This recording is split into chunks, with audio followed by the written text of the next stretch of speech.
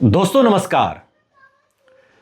Asaduddin Owaisi AIMIM के chief दो जगह दहाड़े और निशाने पर समाजवादी पार्टी के मुखिया अखिलेश यादव रहे। एक जगह जनसभा हुई बीएमसी चुनाव को लेकर महाराष्ट्र के मुंबई के गवंडी में, जहां पर ओवैसी ने साफ तौर पर समाजवादी पार्टी को और अखिलेश यादव को चुनौती देते हुए कहा कि इस बार जीत एआईएमआईएम की होगी। और दूसरी ओर एक टीवी डिबेट में उन्होंने कहा कि इस बार हम उत्तर प्रदेश में दरी नहीं बिछाएंगे। दोस्तों, आप जानते हैं दरी बिछाने का क्या मतलब है। असदुद्दीन ओवैसी लगातार यह बात कहते रहे कि बिहार में भी मुसलमानों को सिर्फ दरी बिछाने के लिए इस्तेमाल किया गया, मुस्लिम नेताओं को सिर्फ दरी बिछाने के लिए इस्तेमाल किया गया, मुस्लिम कार्यकर्ताओं से सिर्फ इन लोगों ने दरी बिछवाई है, चाहे वो कांग्रेस हो, चाहे समाजवादी पार्टी हो, चाहे आरजेडी हो, चाहे बहुजन समाज पार्टी हो, कोई भी दल हो जो मुसलमानों की राजनीति करता है। यह आरोप हम नहीं लगा रहे, यह आरोप असदुद्दीन ओवैसी का है। महाराष्ट्र का गवंडी वो इलाका है जहां से अबू आजमी विधायक हैं और लंबे समय से लगातार के विधायक हैं। समाजवादी पार्टी की अगर कहीं मजबूत स्थिति महाराष्ट्र में है तो यह वही अबू आजमी का इलाका है जहां पर वो लंबे समय से जीतते आ रहे हैं। और अब इसी मुस्लिम बाहुल्य इलाके में असदुद्दीन ओवैसी की नजर है। ओवैसी ने साफ तौर पर ऐलान कर दिया है कि इस बार बीएमसी में हमें अपने पार्षदों की संख्या ज्यादा से ज्यादा बढ़ाकर भेजनी है, जिससे कि बीएमसी का जो कामकाज है उस पर सही से नकेल कसी जा सके। असदुद्दीन ओवैसी यह नहीं कह रहे कि हम बीएमसी की सत्ता पर काबिज हो जाएंगे। हो सकता है ये वो भी जानते हो कि बीएमसी की सत्ता पर काबिज नहीं हो सकते, आसान नहीं है।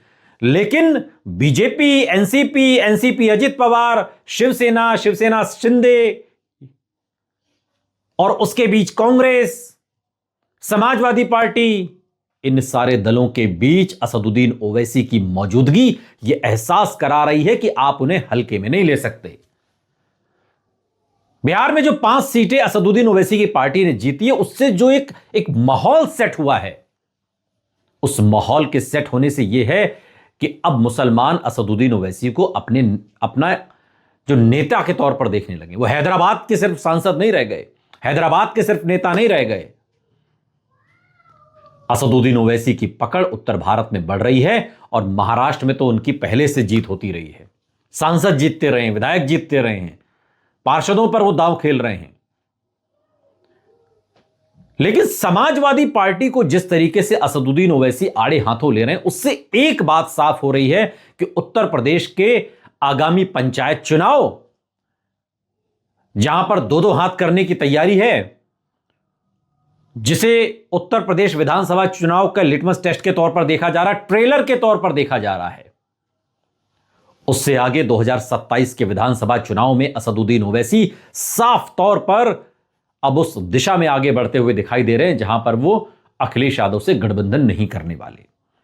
हमने पहले भी अपने वीडियो में कई बार कहा कि यह फैसला घातक होगा अखिलेश यादव के लिए भी और असदुद्दीन ओवैसी के लिए भी।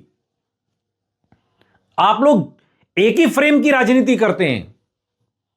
उत्तर प्रदेश में Congress, BSP, ASP, Samajwadi Party, Asaduddin Owaisi, Peace Party, Ulema Council, Apna Dal कमेरावादी, Swami Prasad Maurya, ये सभी लोग एक ही पैटर्न की राजनीति करते हैं। तो भैया आप लोग अलग अलग लड़ने की बात क्यों कर रहे हो?